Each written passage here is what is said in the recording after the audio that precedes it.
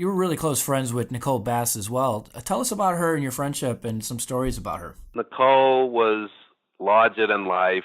Um, she'd walk down the street. It was kind of like a parade. Everybody would recognize her because Nicole was famous from Howard Stern, even more so than pro wrestling. She was a regular on Howard Stern, which is huge in this country, so and she was very distinctive looking. She was a huge woman, heavily muscled, and again, I would book her for appearances, and just like the life of the party, a lot of fun. But she had health issues. Um, she had concussions. She had pancreatitis, etc., so on.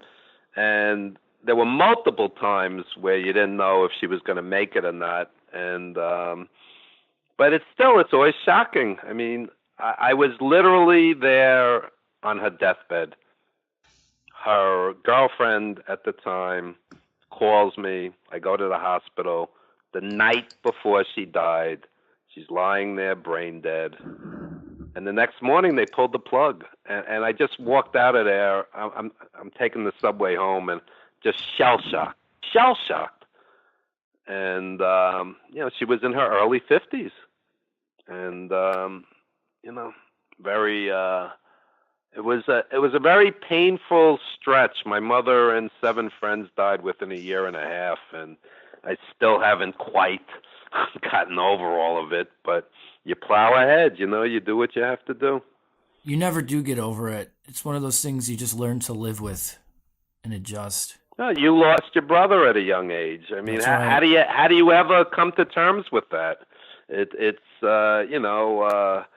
They say time heals all wounds, but it's like my father died 40 years ago. You still feel it.